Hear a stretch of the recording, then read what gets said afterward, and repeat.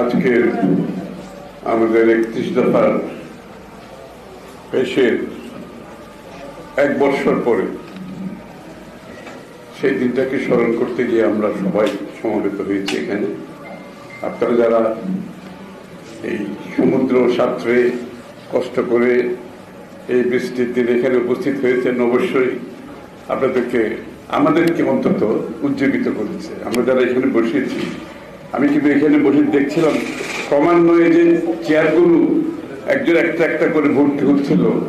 এটা অত্যন্ত আনন্দের খবর। এরকম একটা দিনে এইরকম একটা সভা হতে পারে এবং আমার সাংবাদিক ভাইয়েরা যারা আসছেন তারা অনেক কষ্ট করে আসছেন, তাদেরকে বিশেষভাবে ধন্যবাদ জানাচ্ছি। এই তাদের নিশ্চয়ই তাদেরও একটা কমিটমেন্ট আজকের রাষ্ট্র ব্যবস্থায় যে ফাটল ধরেছে, ভাঙন ধরেছে, সেই কমিটমেন্টের পরিপ্রেক্ষিতে তারাও চায় পরিবর্তন। এবং সাংবাদিক ভাইদের এটাও বলতে আমার যেতে হয় যে কি সাংবাদিকতা যেই দেওয়ালে গিয়ে ঠেকেছে এখন, সেখান থেকে তারাও সবাই বেরিয়ে আসতে চাইছে এবং অত্যন্ত কঠিন অবস্থা। এই পুরো সাংবাদিকতার গণমাধ্যমকে যেভাবে নিয়ন্ত্রণের মধ্যে এনে ক্ষমতা দখলের প্রক্রিয়ার অংশ হিসাবে এনেছে, সেটার থেকে সাংবাদিক ভাই বোনেরাও বেরিয়ে আসতে চাচ্ছে। সুতরাং নিশ্চয়ই তাদের একটা কমিটমেন্ট এখানে আছে, আমি বিশ্বাস করি। বন্ধুগণ, আজকের এই 31 দফাটা পরিষ্কারভাবে বলতে গেলে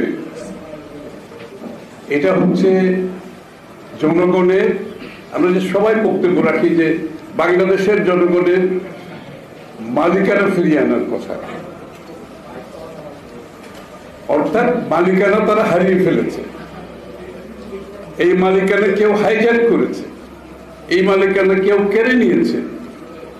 বাংলাদেশের মানুষের মূল মালিকানা ফিরিয়ে আনতে হলে বাংলাদেশের রাজনীতিবিদদের, রাজনৈতিক দলগুলোর যে দায়িত্ব জনগণের প্রতি, সেই মালিকানা ফিরিয়ে আনার প্রক্রিয়ার অংশ হিসাবে একটি বড় বিষয় ছিল জাতীয় ঐক্য, রাজনৈতিক দলগুলোর ঐক্য।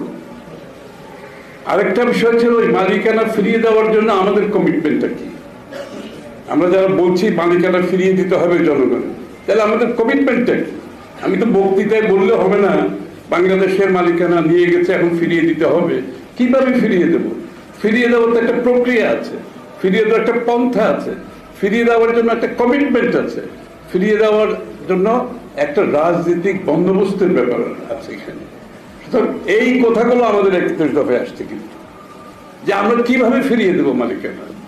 মালিকানা ফিরিয়ে দিতে হলে তাহলে সংবিধানে কি কি পরিবর্তন করতে হবে, মালিকানা ফিরিয়ে দিতে হলে আজকের বিচার ব্যবস্থায় কি পরিবর্তন আনতে হবে, আপনি সংসদের মধ্যে কি আপনি পরিবর্তন আনতে হবে, আপনি অর্থনৈতিক ব্যবস্থায় কি পরিবর্তন আনতে হবে, সামাজিক ব্যবস্থায় কি পরিবর্তন আনতে হবে, জনগণের অংশগ্রহণের জন্য কি পরিবর্তন আনতে হবে, সবকিছু মিলিয়ে। এবং সবচেয়ে বড় কথা হচ্ছে বাংলাদেশের সকল মানুষের জন্য রাজনীতিতে, অর্থনীতিতে, সর্বক্ষেত্রে একটা লেভেল প্লেইং ফিল্ড তৈরি করা, যাতে করে সকলে সমানভাবে অংশীদার হওয়ার সুযোগ পাবে, সেই বিষয়টা অত্যন্ত গুরুত্বপূর্ণ। এই কারণে আমাদের 31 দফা আমরা প্রণয়ন করেছি। 31 দফার দুইটা কথা অনেক বক্তারা বলেছে, একটা হচ্ছে জাতীয় ঐক্য, আরেকটা হচ্ছে জাতি যে সংস্কারের প্রতীক্ষায় আছে সেই সংস্কারগুলো আমরা জাতির সামনে তুলে ধরতে পেরেছি। আমি মনে হয় জাতীয় ঐক্যের সম্বন্ধে আমাদের রাজনৈতিক দলগুলোর ঐক্যের ব্যাপারে কোন রকমের সন্দেহ কারো মনে আছে আমি মনে করি না। অনেকে বলেছেন যে আমাদের প্রত্যেকটি দলের নিজস্ব একটা ভাবনা, চিন্তা, নীতিমালা, আমাদের ফিলোসফি আছে, কিন্তু সবকিছু বাদ দিয়ে যে আমরা ঐক্যবদ্ধ হয়ে আজকের রাজনৈতিক সংস্কারের মাধ্যমে, রাজনৈতিক বন্দোবস্ত, নূতন বন্দোবস্তের মাধ্যমে রাষ্ট্রটাকে মুক্ত করার যে সংগ্রামে নেমেছি, এই ব্যাপারে কারো কোনো সন্দেহ থাকার কোনো কারণ নেই।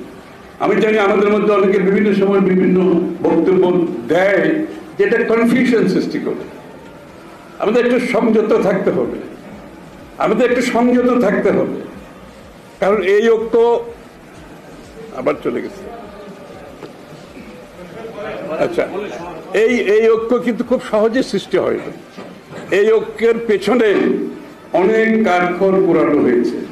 এই ঐক্যের পেছনে জাতির প্রত্যাশা পূরণে আমরা সকলে উপলব্ধি করতে পেরেছি এই ঐক্য ব্যতীত জাতীয় সংস্কার করা, নূতন রাজনৈতিক বন্দোবস্ত করার কোনো সুযোগ থাকবে না।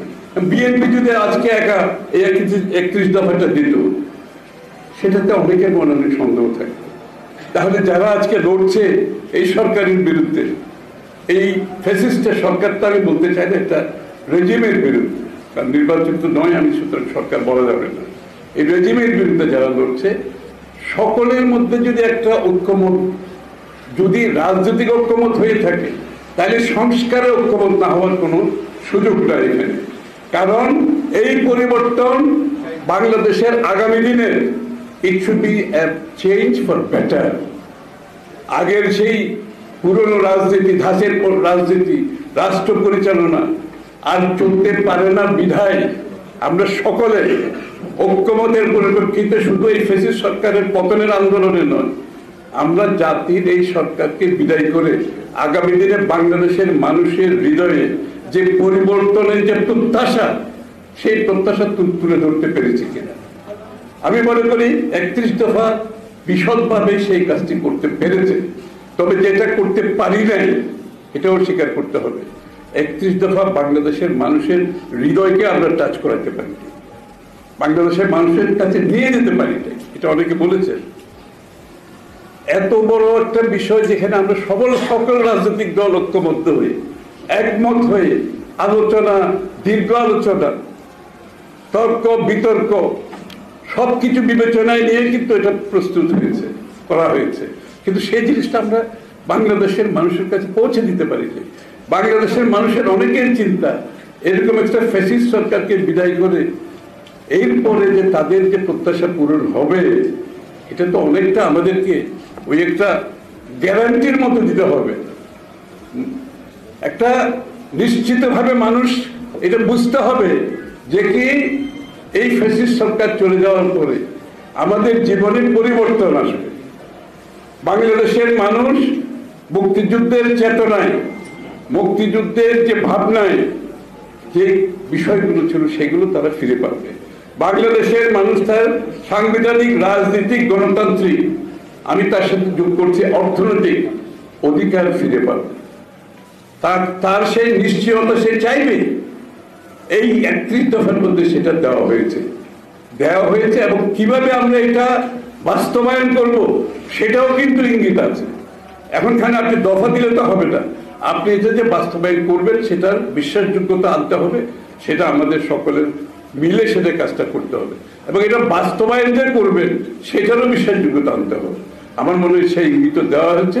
আমরা যদি সকলে মিলে এই কাজটা করি, বাংলাদেশের মানুষের কাছে পৌঁছতে পারি, 31 দফাকে জনগণের কাছে পৌঁছে দিতে পারি, এটার বাস্তবায়ন কিভাবে সেটা পৌঁছে দিতে পারি, এবং তাহলে কিন্তু আজকের যে আন্দোলন, এই স্বৈরাচার বিরুদ্ধে, কর্তৃত্ব পরায়ণ ফ্যাসিস্ট সরকারের বিরুদ্ধে যে আন্দোলন, এটা সত্যিকার অর্থে পরিপূর্ণ লাভ পাবে।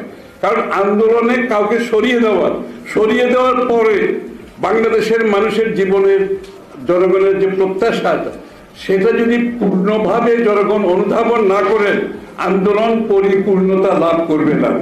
সুতরাং আন্দোলনকে পরিপূর্ণতা লাভ করার জন্য আমাদের এই 31 দফা নিয়ে জনগণের কাছে যেতে হবে। আমরা সবাই মিলে যাব, যে যেখানে পারে যাবো, দরকার আমরা এটার জন্য একটা কর্মসূচি গ্রহণ করব। সারা বাংলাদেশের 64টা জেলায়, থানায় জনগণকে জানতে হবে এই স্বৈরাচার যাওয়ার পরে তাদের আগামী জীবনটা কেমন হবে, তাদের ছেলে মেয়েদের জীবনটা কেমন হবে, বাংলাদেশ কোন দিকে যাবে, বাংলাদেশ কি কোনো তাবেদার রাষ্ট্র থাকবো নাকি স্বাধীন সার্বভৌম রাষ্ট্র থাকবে, বাংলাদেশ কি অর্থনৈতিকভাবে সাধারণ মানুষের যে চাহিদা সেটা পূরণ করতে পারবে নাকি কিছু অলিগার্ক যাদের হাতে বাংলাদেশের আজকে সমস্ত আর্থিক ব্যবস্থা নিয়ন্ত্রিত হচ্ছে তাদের হাতে থাকবে। বাংলাদেশের মানুষ কি ভোট দিয়ে তার নির্বাচিত সংসদ সরকার গঠন করতে পারবে, যে সরকার তার কাছে দায়বদ্ধ থাকবে, জবাবদিহি থাকবে। বাংলাদেশের মানুষ কি শিক্ষাঙ্গনে তার ছেলে মেয়েদের সত্যিকার লেখাপড়া শেখার সুযোগ পাবে? বাংলাদেশের মানুষ তার যোগ্যতা হিসেবে, তার মেধা হিসেবে চাকরি পাবে, ব্যবসা পাবে, পেশাগতভাবে শিখে এগোতে পারবে? এগুলো তো মানুষকে আমাদের আশ্বস্ত করতে হবে। আজকে এই সমস্ত কিছু ভেঙে গেছে, সবকিছু ধ্বংস হয়ে গেছে। এই ধ্বংসস্তূপের উপরে 31 দফা দিয়ে আমাদের প্রথম ফাউন্ডেশন, এটা আমাদের প্রথম ফাউন্ডেশন। এই ফাউন্ডেশনের উপর আমাদেরকে জাতিকে গড়ে তুলতে হবে আগামী দিনে। সবাই ঢাকা শহর তো ডুবে যাবে, মেধাবী লোকজন তো আসতে পারছে না সামনের দিকে। যারা এই কাজকর্ম করে, প্ল্যানিং থেকে শুরু করে এটা বাস্তবায়ন পর্যন্ত করে, সেখানে তো কিছু মেধাবী লোককে উঠে আসতে হবে। দলীয় লোকজনকে দিয়ে যদি চালানো হয় তাহলে ঢাকা শহর ডুববে এবং সারা বাংলাদেশ ডুববে। আর আর্থিকভাবে, রাজনৈতিকভাবে তো এমনি ডুবে গেছে। এখন খালি আপনি পানির ডুবাটা চোখে দেখতে পাচ্ছেন, আর সব দিক থেকে বাংলাদেশ ডুবে গেছে। আর কোটার ব্যাপারে তো আমি যথেষ্ট বলেছি, গতকালও বলেছি যে কি বাংলাদেশের মেধা যদি ধ্বংস করতে চায় তাহলে তারা যেভাবে সরকার চালাচ্ছে, যেভাবে ব্যবস্থা চালাচ্ছে, কোটা ব্যবস্থা সহ, তাহলে আগামী দিনের মেধাবী বাংলাদেশের কোনো সুযোগ নেই, বাংলাদেশকে সামনের দিকে দিয়ে যাওয়ার কোনো সুযোগ থাকবে না। কারণ আমার মনে হয় না আজকের রেজিমের মাথায় বাংলাদেশকে একটা মেধাবী রাষ্ট্র হিসেবে তারা দেখতে চায়, এটা আমার অন্তত মনে হচ্ছে না। কারণ মেধাবী রাষ্ট্র হয়তো এরকম একটি ফ্যাসিস্ট সরকারের পক্ষে খুব একটা সুখকর কিছু নাও হতে পারে। কারণ মেধাবীরা সত্যি কথা বলে, মেধাবীরা সত্যিকার পথে চলে, মেধাবীরা প্রতিবাদ করে, মেধাবীরা প্রতিরোধ করে। আমি ছাত্রদের একটি অনুরোধ করব, তারা যেভাবে কোটার জন্য লড়াই করছে, তাদের ভোটের জন্য তাদেরকে লড়াই করতে হবে, গণতন্ত্রের জন্য তাদেরকে লড়াই করতে হবে। সবাইকে ধন্যবাদ।